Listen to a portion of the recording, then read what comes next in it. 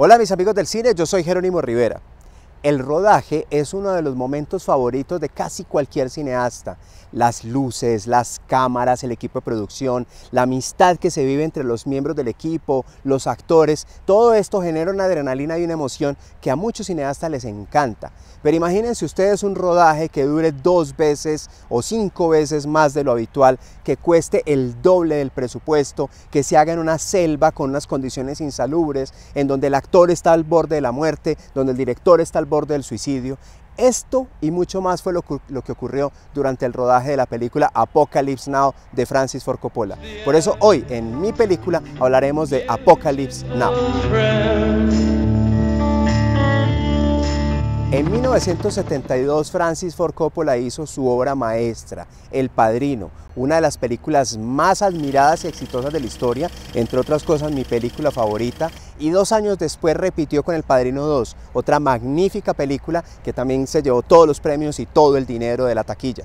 En este caso, efectivamente, Coppola se convierte en una persona muy adinerada que se embarca en el proyecto más ambicioso de su vida personal. En 1977 decide adaptar del libro El corazón de las tinieblas de Joseph Conrad, una película sobre la guerra que ocurriera efectivamente en una zona selvática, con muchísima producción, con una inversión multimillonaria que los estudios estaban bastante recelosos de apoyar, pero que el mismo Coppola decide apoyar con su propio dinero, sacrificando su estabilidad económica, aunque era una persona bastante adinerada, pero pues en un proyecto súper ambicioso. Este proyecto súper ambicioso pues estaba considerado como una superproducción, pero nunca imaginaron que sería tan costoso en tiempo, en dinero y hasta en salud mental. Hablemos de cifras. 238 días de rodaje, cuando normalmente un rodaje se hace entre 30 y 60 días. 32 millones de dólares, el doble de lo que estaba presupuestado, que eran 16.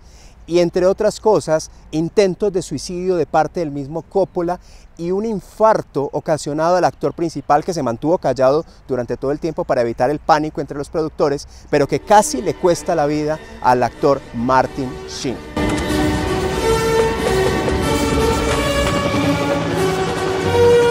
El rodaje tortuoso de esta película llevó a que muchas veces en ruedas de prensa, cuando le preguntaban por qué había adaptado El corazón de las tinieblas a una escena en Vietnam, que además fue uno de los grandes inconvenientes para la financiación de la película, porque en ese punto, 1977, ya nadie quería saber acerca de la guerra de Vietnam. Cuando le preguntaban a Coppola si esta era una película de Vietnam y por qué lo había hecho así, él decía: no, esta no es una película de Vietnam, esto es Vietnam. Así de difícil fue el rodaje de la película, pero luego se vio compensada porque se convirtió en una gran obra maestra de la historia del cine, una película valorada por la crítica, una película que realmente hoy en día se considera un auténtico clásico de los Estados Unidos. ¿Y en qué consiste esta película? Esta película consiste pues en la historia del capitán Willard, que es un soldado que está, un oficial que está asignado en Vietnam, al que le encargan la difícil misión de tener que capturar y, si es posible, asesinar a su superior, el coronel Kurtz, que se ha vuelto loco y que tiene una especie de ejército privado de nativos en la selva de Vietnam.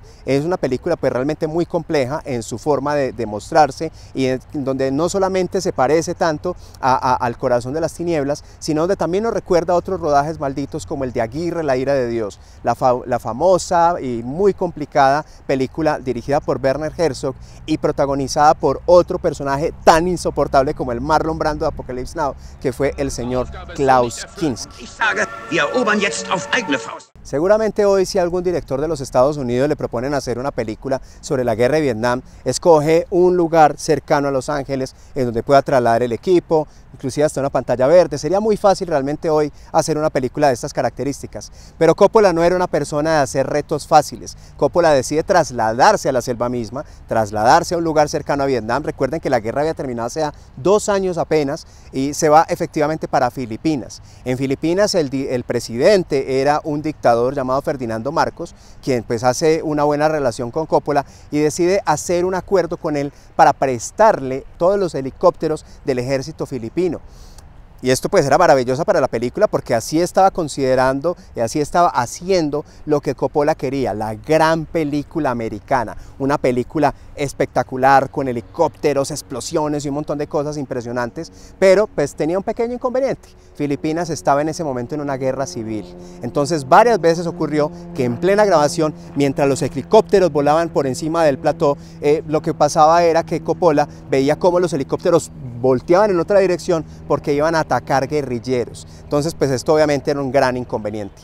Los problemas del rodaje, la gran cantidad de tiempo invertido en el rodaje, este rodaje que parecía no terminar nunca, se filtraron a la prensa y fueron noticia durante mucho tiempo en los Estados Unidos, hablando de Apocalypse Now como una película maldita. Todo esto ocasionó esos problemas mentales que llevaron a que Coppola pensara en el suicidio en repetidas ocasiones.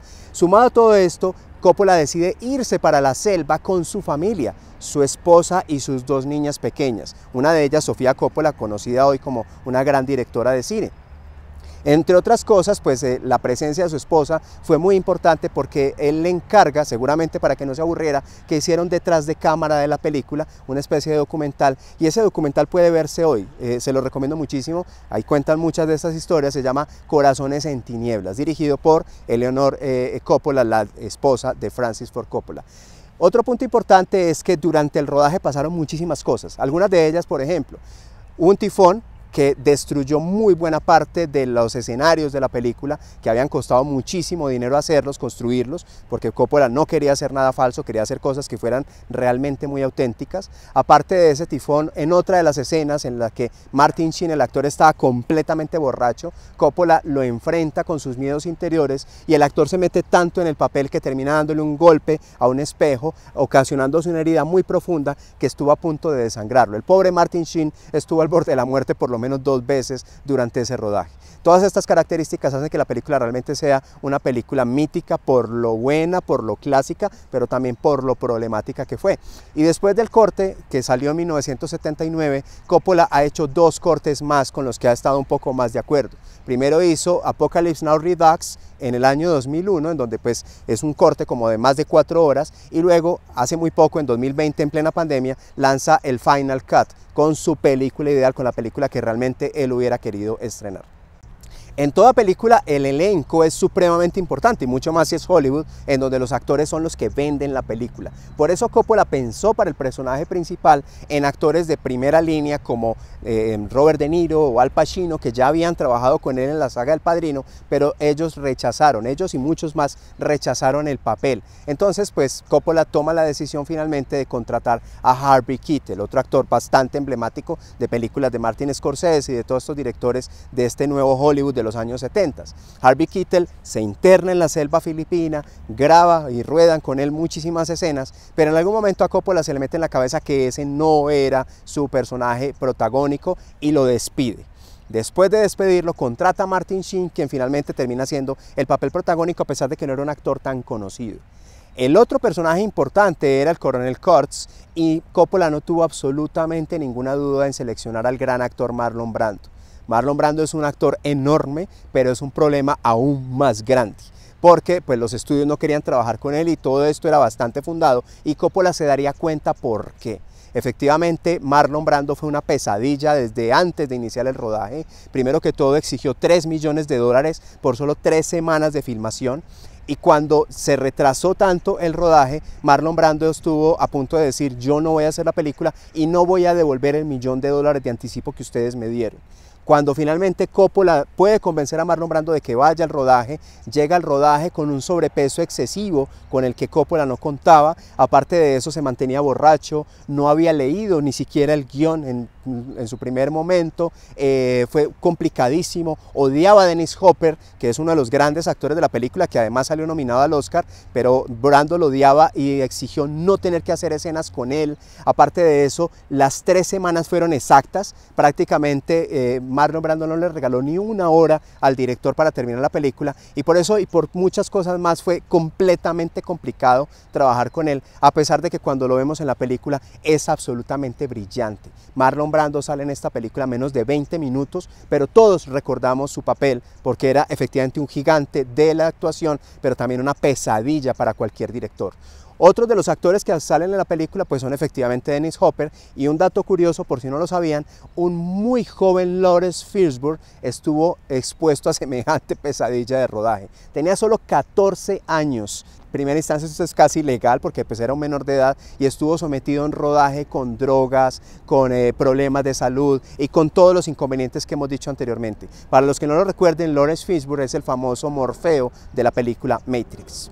Bueno, mis amigos del cine, les recomiendo muchísimo esta película, a pesar de todo lo que hemos dicho hoy, a pesar de que inclusive el director iba improvisando el guión todos los días, escribiéndolo por la noche, ensayándolo con los actores.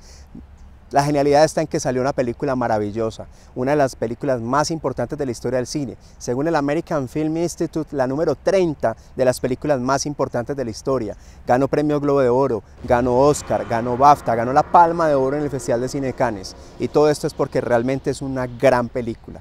Interesante ver lo difícil que fue hacerla, pero creo que de alguna manera pudo haber valido la pena. Having set in motion stuff that doesn't make any sense, that doesn't match. Como siempre, los invito a que se suscriban a nuestro canal, a que activen las notificaciones y a que compartan con sus amigos este contenido para que nuestra comunidad de amigos del cine siga siendo cada vez más grande.